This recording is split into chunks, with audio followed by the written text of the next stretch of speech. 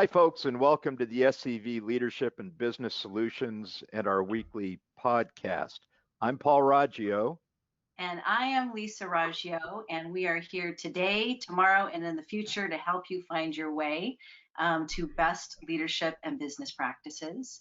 And we're very happy to be partnering with The Signal to be bringing you a weekly podcast where we interview a community leader. And this week we are interviewing Paul Butler, and Paul Butler is the owner of New Leaf Training and Development.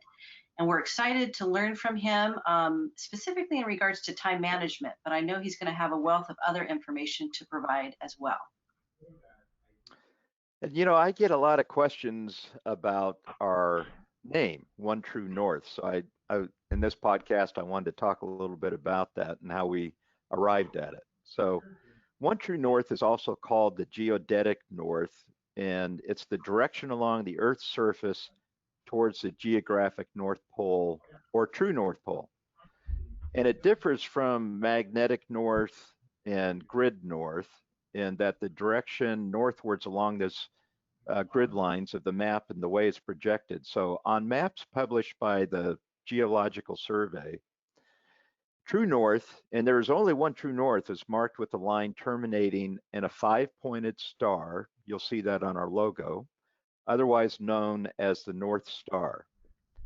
And at One True North Inc., Leadership and Business Coaching Solutions, we offer leaders a comprehensive method for identifying their one true north line that terminates at their North Star. And that's really their why and their purpose to be, do, and have. So that's a little tidbit about us and what our logo means. As part of our podcast, we give you leadership and best business practices for the week. And the title of this one is Resist or Embrace. It's all about change, and that's the question. And we're looking forward to engaging Paul Butler on that subject too. Excellent. So I'm going to share with you Paul Butler's bio, and then we're going to get into that conversation and learn.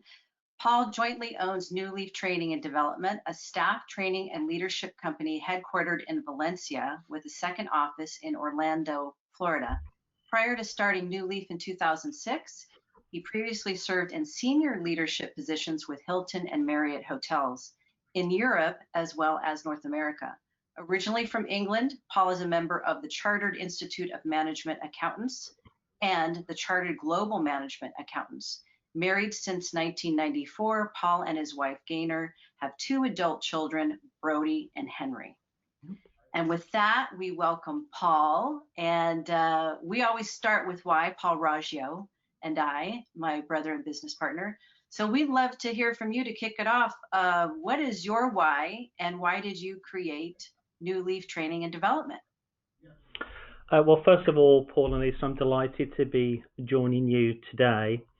I like to think I've always been a teacher at heart. My mother was a high school teacher, and what I realized in the role of finance, for example, with both Hilton and Marriott, and prior to that, when I came out of university with PricewaterhouseCoopers, was I realized very quickly that once I could trust someone on their bookkeeping, I found that my role was primarily about teaching and training and educating. And so we came here for 2 years just after 9/11, which seems like a lifetime ago now. And I came over as the finance director for Hilton Honors, Hilton's loyalty program. This was when Hilton's worldwide headquarters was in Beverly Hills. And we were here just for 2 years on a work visa, a H-1B. And then my wife and I went back to England in 2003, and we said, gosh, on the basis you've only got one life on this earth, why not be where you want to be, do what you want to be doing with who you want to be doing it with. And so that's why we decided to start up New Leaf Training and Development. I always massively admired really good quality, purposeful, principle-based staff training and leadership development. And so many people say to me, gosh, you're always so happy. And I'm not Mr. Perfect, of course, and I have my down days. But the short answer to the why would be, why am I always so happy? It's because I'm in the country I really want to be in, doing what we really love doing. And I can honestly say if there weren't bills to pay, that I would do what we do for nothing. I really, really love what we do. What a beautiful way to say your why. Thanks, Lisa. Yeah, and it's a great example of what we certainly coach on in terms of business ownership is that you get to the point where you are, Paul, where it's not a job for you. This is a passion for you and what you're doing. And when you get to that point, the services that you provide are just so valued by your clientele and customers because they see that within you. They see that you're really truly expressing your why. Paul, just to briefly comment on that, we have with me coming from a big company background, it wouldn't surprise you to hear that we have an operations manual from A to Z, soup to nuts, about how we do what we do. And making a quick sidebar comment, I think that's what has enabled us to duplicate ourselves over in Orlando, Florida, because someone can really kind of follow the plan. But within that plan, we actually have what we call a red carpet policy. And we never share this with our clients, of course, but really that red carpet policy really dictates the clients that we're meant to be of service to. And over the course of 14 years, we've actually fired 3 clients because we Yeah. realized they weren't the best clients for us to be of service to. And we have a very strict list, as it were, if that's the right phrase, strict, where we just realized there are some clients that we're meant to serve and some clients that we're not meant to serve. Yeah, that's a great lesson. I mean, for many business owners is just what you express. In fact, why don't you talk through that, Paul, and just, I mean, the first time you did that must have been hard in thinking through, hey, we need to jettison this client because they just aren't either matching your values or they're too time consuming. They aren't generating what you need in terms of reaction from clientele. What did that feel like the first time? I don't remember having any adverse feelings towards creating it and implementing it. In terms of what that looks like, I mean, 3 key things immediately come to mind to me that are within that list, which I think is about 10 or 12 points. 3 of them that immediately come to mind, not in any particular sequence, would be number 1, that we really only serve people-centered organizations. So if we get contacted by an organization that is not a people-centered organization, they just want to kind of like fire people up, because if they don't get fired up, they're going to fire them. We say, well, we're probably not the company to be working for you. And if we sense through the initial pre-consult that we're dealing with a very caustic, toxic, negative leader that really sees people as dispensable, like cogs in the wheel, will often kind of pull away from the engagement and we'll use words to the effect that, here's 2 or 3 other referrals we could recommend you to. So the first point would be people-centered. The second thing would be good communicators. I think it's probably the hotelier in me that we really take care of the details, because we mainly work with, quite large organizations. And so we're a small business serving large organizations. So we have to be really meticulous in our side of the bargain. So if we find that client is too busy, and we'll talk about busyness, I'm sure, when we talk about time management, to communicate with us and give us the information that we need, say for the logistics, because we do some quite complex projects, then obviously if we've already contracted for project number 1, we'll do project number 1, but we won't go after project number 2 or project number 3 with them, because they just weren't a joy to work with, because they were poor communicators. The third thing, if I may, that immediately comes to mind, which might sound a little bit crude, is price. Like, we never, ever, ever, ever, ever, ever, ever in 14 years have ever dropped our price just because somebody asked us to. We look at it in kind of baseball terminologies, like first base, second base, third base, home. So we think about, well, what could we do within the scope of works so that we can adjust it? And then we look at different things within those different bases, but the one thing that we won't reduce is price just for no reason, because we know that ultimately it'll hit home, as it were, because we suffer, our employees suffer. And so there's been probably 5 or 6 occasions over the years where we've actually walked away from the assignment because we realised that potential client's motivation was lowest price wins, and that's not the game we want to play. I heard it said by somebody once that the trouble with fishing at the bottom of the pond, as it were, is you might actually win. You might actually win the race and end up like the lowest price. Our strategy has always been that it's less crowded at the top. So we charge kind of B plus A minus rates, and we hopefully attract and retain high quality clients, and they're the people that we like to do work with. That's an excellent point. And right there, if we had business owners and organizational leaders listening to that food for thought, you would talk about a paradigm shift. I think a lot of Mm, business owners come from the point of view of scarcity. And so mm, they're always concerned about losing a client and doing everything that they have to do to keep all of their clients, and not looking through the lens that you've established, which are, okay, these are the rules of the game that we go by. And it's really important that our clients are in alignment with that. And I know that it's been a part of the value and the growth that you've had with your business. And it comes from a mindset of abundance, because mm. again, I don't think that you're approaching what you just said with the scarcity mindset. You have to be on the other side of that and thinking in terms of looking at an abundance mindset. Well, I think Lisa as well, without wanting to labour the point again, I've never really thought about this before, but I wonder whether again it's the hotelier in me, in that if you're working with a 4 or 5 star brand, like say a Hilton or a Marriott, and obviously we had other family brands that were lower, the three-star brands, but I primarily worked within the 4 and 5 star brands. So our logic really as hoteliers was always, if you're charging X for a price, and if you can back it up with the quality of product and service, there are certain clients that you're not meant to be of service to in that hotel. And I think taking that mindset forward is really how we built New Leaf. We knew that we'd got the experience, and we pay our people well. And I think we've got some great programs, and we stay on the cutting edge of our field, both in terms of programs and in terms of technology. And we thought, well, if somebody's trying to, as they say here, nickel and dime you, they're probably not the client for us. There's maybe a 3-star property down the road that can go to. Right. Yeah, this is, I'll tell you, I've had a lot of experience in working for the government contracts, and this is one of the areas that really we avoided, and it's called low price, technically acceptable bids. The Mm, government was looking for the lowest price offerer who met certain qualifications, but they suffered in quality. And so it's almost as though you're offering a commodity instead of really a valued service. And yeah, that's what it definitely. drives the market to, is just offering a commodity and not that valued service that you're talking about. Yeah. Paul, one of the things that we hear from our clients a lot is they suffer from time management and being able to grasp it and put their arms around it. And it certainly has an impact on their business and their business operations, not only with them, but also with their staff.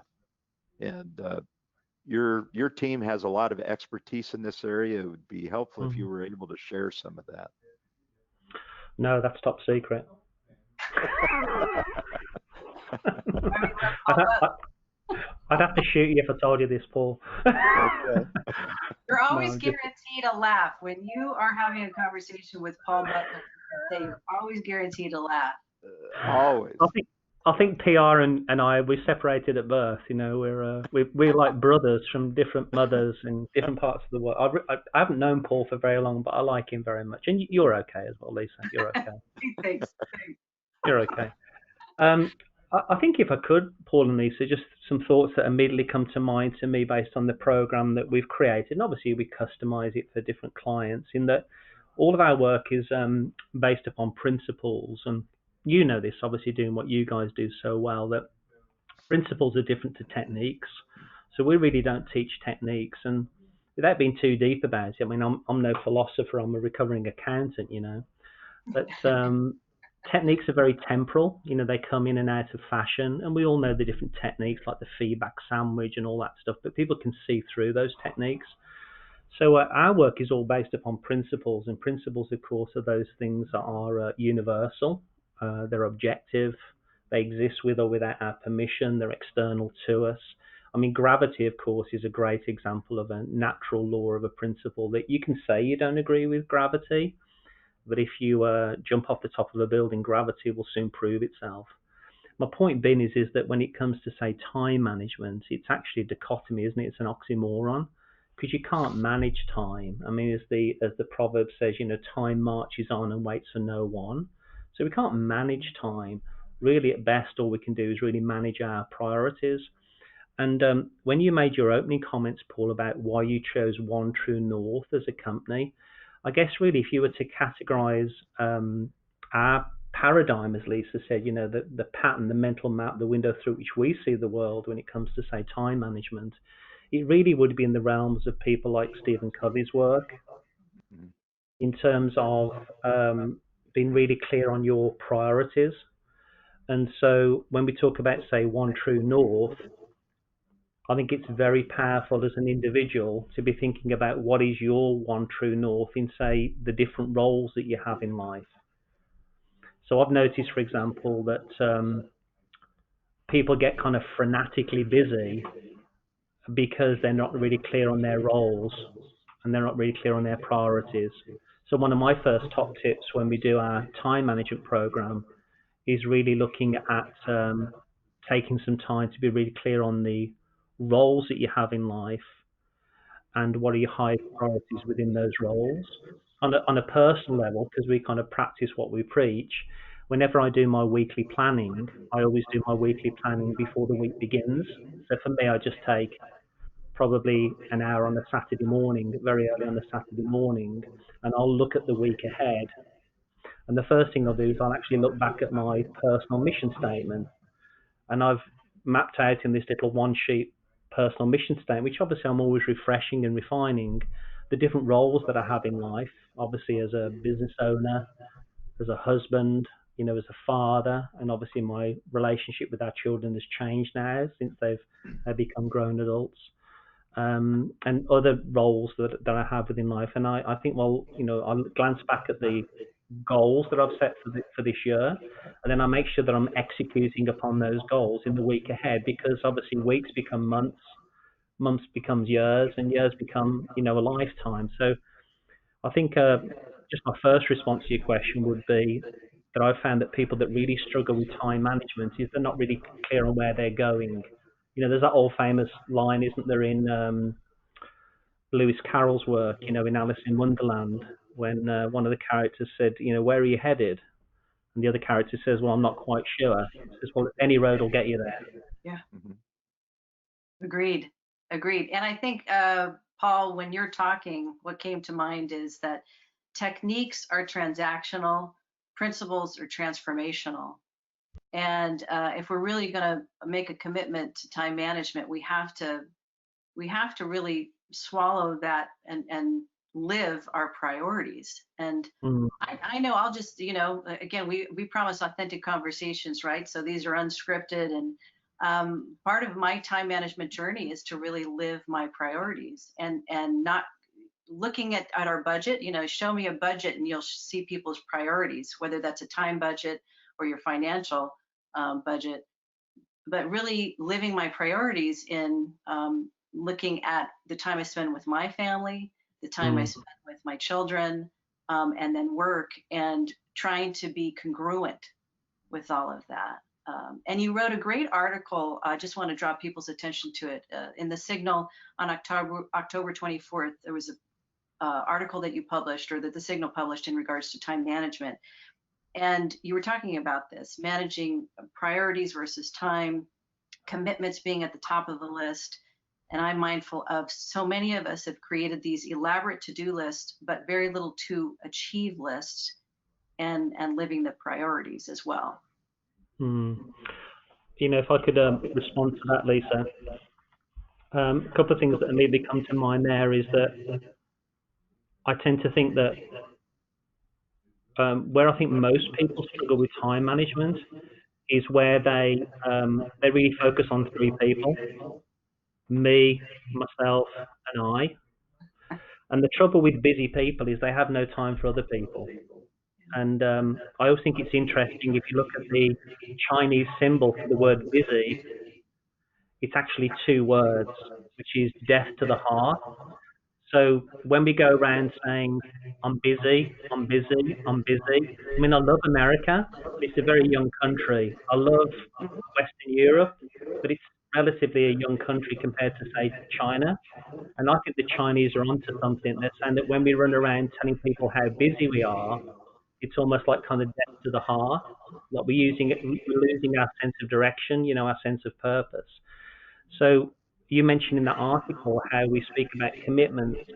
And if I've made a commitment, say to you, for a meeting or a deadline or to send something to you, my word has to be my bond. Whereas most people say yes, but they don't mean yes. And I remember one of the things that Mahatma Gandhi said. He said, a no uttered with the deepest conviction is better than a yes merely to please. So we've got to he's really borrowing from the biblical principle that let your yes be a yes and your no be a no. So if you've made a commitment to someone, that should really be at the top of your list.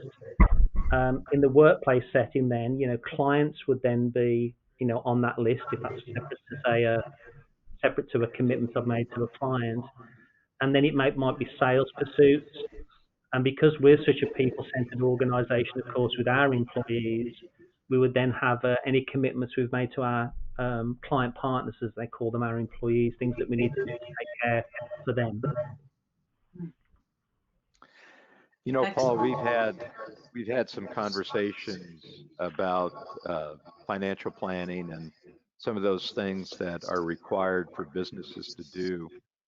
And we're going into 2021, and we note in the work that we do that a lot of businesses really don't have a well-established business plan, nor financial plan or budget, and they don't even consider a forecast for like 2022. With your experience, not only as an accountant, but also in large businesses, and then you setting up your own business, and then even evolving to a franchise now, or franchise owner, putting out a franchise. Talk a little bit about the importance of knowing your numbers and doing your budget for 2021 and your forecast for 2022. Yes, certainly. So again, just repeating something I mentioned earlier on, that from day one, we've always set up our small business as if it was a big business with policies and procedures. We've always done a mid-month cash flow, and we always do a month-end process. And again, I think that's just embedded into me because of my large organizational background. But I'm sure most of your viewers or your listeners to this podcast would know that one of the top 5 reasons most small businesses fail within the first 5 to 10 years is really not a lack of ideas.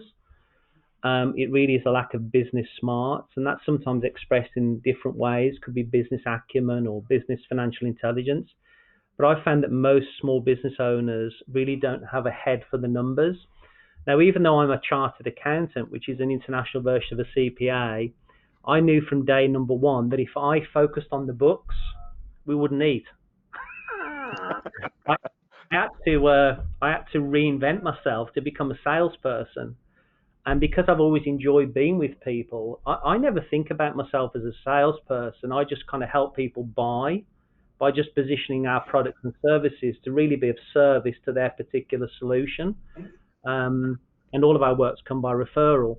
But the point I'm making there is I had to make sure that the books were being done and were being done well, and we had the processes in place, say at mid-month and month-end, to know where we stood on our numbers. Because coming back to the phrase busyness, can you imagine how frustrating it would be when you just don't know where you stand with your numbers because your books are a complete mess?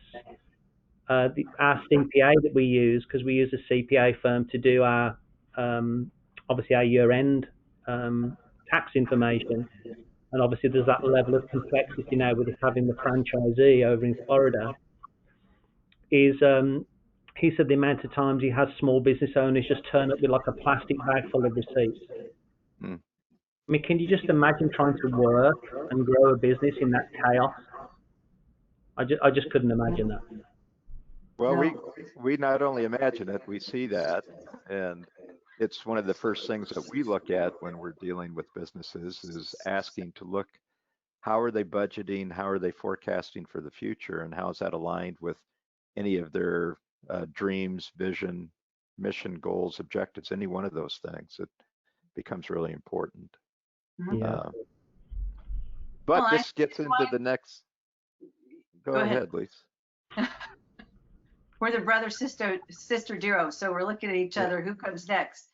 The leadership. I think Paul is going to bring up a leadership thought of the week to discuss.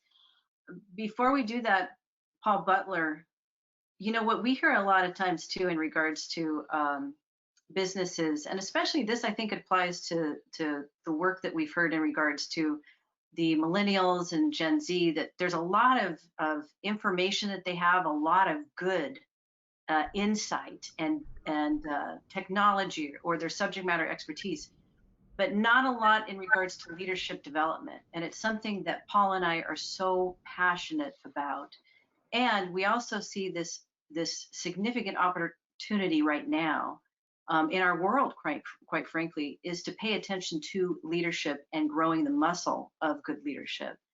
And I just wanted to share that with you and see if you had any feedback regarding that, because the heart of what you do, I think, has its core in what I just talked about, is in also giving the support to building good leadership overall, and how important that is.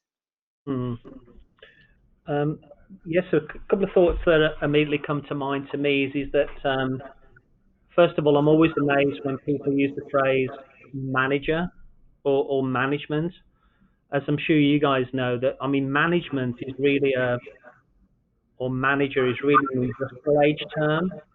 When the primary asset value of organizations was machines and capital, it's like you perform, you get the carrot; you don't perform, you get the stick.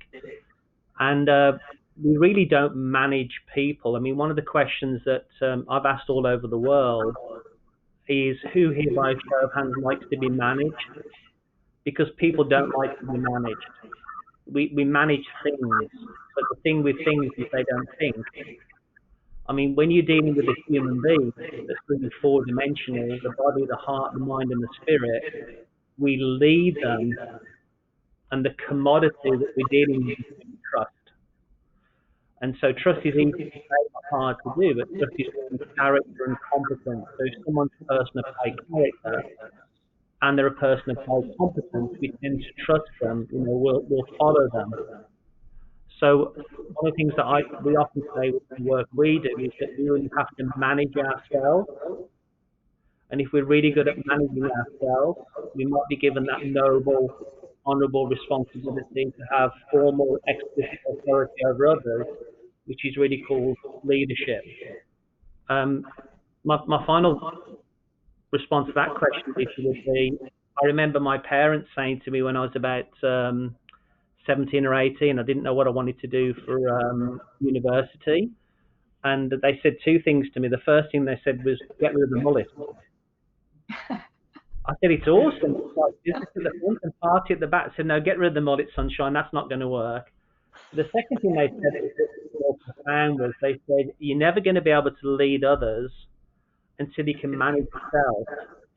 And one of the things when we're working with up and coming leaders, younger leaders, or when, like you guys, who volunteered some time for, say, the Junior Chamber of Commerce, is I always say to you, even though you're raring to go, even though you're chomping, even though you want to go in your office as soon as possible, you've got to kind of pay your dues for a certain period of time to be able to manage yourself.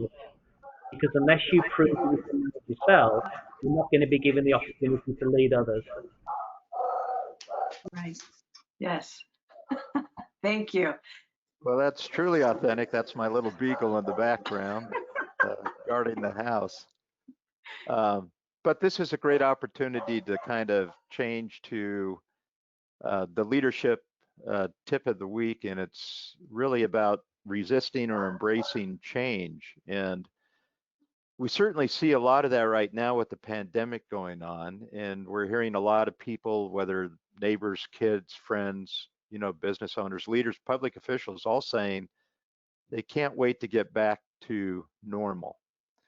Well, normal's not going to be the normal it was 8 months ago. It's changed. So we have to be able to present opportunities, see opportunities, and take advantage of those. And one of the great opportunities I had was to work with Stan McChrystal. We were colonels together at Fort Bragg, and he runs the McChrystal Group. It's a leadership group. And he talked about what it is to be in crisis, and it's a high stakes change at an accelerated speed. And to survive it, he talks a lot about this, you have to embrace the change. So if you resist change, your business is going to struggle and you may never regain the momentum to survive. But if you embrace it and you look at it from a very positive aspect of what you need to do today to seek out opportunities and then thrive in whatever the new normal is, you're going to be successful. And we often use a model, Paul, and I'd like to get your feedback on it, but we talk through how do you overcome your resistance to change? And first you have to be at a level of dissatisfaction that you're going to attempt to change. Then you have to have a vision, and you talked about this, is that if you don't have a pathway forward, you don't know where you'll be going. And then finally, you have to take the first steps to introduce that change, whether it's to yourself or to your business. So it'd be great to get some of your thoughts on that, Paul, before we close out today. Yeah, I'd be delighted to. I was thinking about this, from when you mentioned it in the pre-interview section. I was thinking that, what have I noticed in my experience, either as an employee for about 20 years and then doing what we've done for the last 14, consulting with the organizations that we work with. And although we don't teach on change management, if you think about the work we do as a staff training and leadership development company, we're often brought in as a kind of an accompaniment to something that they might be doing internally, which is probably part of a change dynamic. And three things immediately come to mind to me is that one of the reasons why I've noticed that some people resist change is because they get their identity in their power. And so if there's any threat whatsoever that you're going to take that power away from me, then I'm going to be very resistant towards that change. And that obviously is because of human ego. And again, I'm no philosopher, but I think the antidote to ego is humility. Mm-hmm. And humility is really a heart issue. It's not a head issue, it's really a heart issue.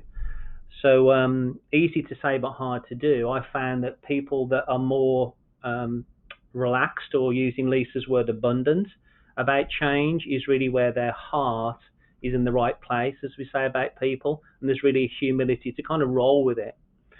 The second thing I've noticed about people that resist change is really fear, and I think that kind of comes off the first point that I've mentioned, because their identity is so wrapped up in who they are in their work, because they haven't taken the time to have a good look in the mirror and think about who they are outside of work.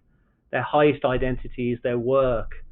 And I think work is very important. I was raised in a kind of a middle class, I guess, working family. I was always taught to work. Work is important, of course, but no one on their deathbed ever said, I wish I'd have spent more time at work. We always speak about relationships that we wish we would have protected and enhanced. So, again, easy to say but hard to do. I've noticed that people that resist change is because they're fearful of what they can't see, because they haven't taken the time to think about a vision beyond like the immediate present. And the third thing I've noticed that can really be, again, a good solution for, say, a leader that's trying to manage a team, manage a process, lead an organization through change is obviously communication. And even though, Paul, I've never served in the military, I think I shared with you when we first met, my father was in the British Army. And if I picked up anything at all from my father's stories, and I'm sure you would attest to this, that when I think about some of the great military battles over time, it was really where there was absolutely excellent communication, very clear communication about the battle to be won and how the battle was to be played out. And really, you could argue that change in its own minuscule way is really a form of a battle. that the organisation is kind of walking through. If I may, just one other quick personal example that immediately came to mind to me. And again, you're always reluctant to want to be the hero of your own story. But when I went back to England in 2003, I actually joined Marriott Hotels as a regional finance director. So I had about 60 of the hotels in Western Europe. So I had the UK, Italy, Germany, France, and Spain. Obviously, the predominant hotels were in the UK. And they went through 4 organizational changes within 3 years. And if I was to look back on that period of time and think, well, gosh, what can I take from that? What can I learn from that? I think the first thing was, again, because I was clear on the different roles that I had in life, I was quite relaxed about whether I was going to get made redundant or get promoted. I mean, all I thought, well, I'm just going to work to the very best of my ability, be positive, offer suggestions and solutions, and we'll just see what happens, because my identity is not all rolled up within the work. And what came out of that, there was quite a big organizational change, because Marriott had acquired another hotel company, and of course we didn't need 2 CEOs, we didn't need 2 CFOs, we didn't need 8 regional finance directors. But I was one of the fortunate ones that was kept on and actually given more responsibility. And I felt really bad about it, because about 6 months into the new role, I said, I need to let you know I'm going to resign and I'm going to go to America and start my own business. So toodaloo. That's right. I love it. Great story. Yeah, and what a great way to come to the end of our conversation with you, Paul. That's leaving it definitely on a high note, and we've learned so much. How can people get a hold of you and learn more? And I know that time management, actually, you have information on your website, don't you? Yes, we do. So people can get hold of us on our website, which is simply Newleaf, NEWLEAF, TD, T for training, D for development.com. And we have 4 delivery channels, seminars, keynotes, coaching, and online. And one of the things I'm excited about for 2021 is we're actually going to be creating a series of very short, on-demand e-learning modules where it'll be a B2C model, because at the moment we really do B2B, but we've had so many individuals over the last 9 months, of course, in COVID, where they've wanted to put their hand in their own pocket, or they've been given a budget from their organization to invest in their own professional development. So almost like kind of Netflix for learning and development. So stay tuned. Our goal is within the first quarter, one of those on-demand e-learning modules, that Netflix for learning, will be our time management program, broken down into a series of short little modules. Wow, that's exciting. And it's probably our number one request for the clients that we work with. Actually, maybe it's not a request at first. It's what we observe and assess and say, this is an area that you could really develop some more muscle in regards to time management. So thank you very much. Yeah.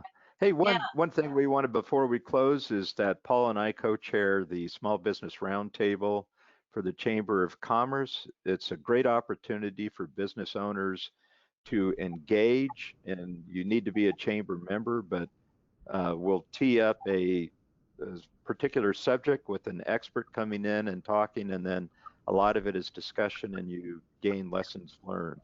And Paul, this was your thought for the chamber to do something like this, and I wanted to give you the opportunity to talk a little bit about it too. I know you and I both have had experience in these type of formats. Yeah. So first of all, if you're not already a member of the chamber, obviously the Santa Clarita Valley Area Chamber of Commerce, I'd massively recommend that. I'm not being paid to say this, but if you were to ask me what's probably one of the top 10 things each year, I'm more than happy to put my hand in my pocket for it, would be the Chamber's membership. Second of all, I'm sure that many small business owners, like Paul just alluded to, have had some experience working within similar organizations, and as admirable as those things are, they can get quite expensive. And this is a value add as the Chamber membership. It doesn't cost you a penny more to be a member of the Small Business Roundtable. And again, coming back to, we were talking earlier on about principles. The principle that this is based on, of course, is the wise counsel. that effective individuals always look for wise counsel. And that's the power really of the Small Business Roundtable is that in a safe learning environment, not that we're going to be sharing financials and anything like that, but we are able to have a authentic, using Lisa's word as the theme of what we're doing here, an authentic conversation about how we're running our businesses, because we can all learn from each other. We can all kind of sharpen each other's iron, as it were. And as Paul mentioned, we're looking at the whole of the business. You could, again, I think of things in financial terms. So it's like, we're looking at income and expenses.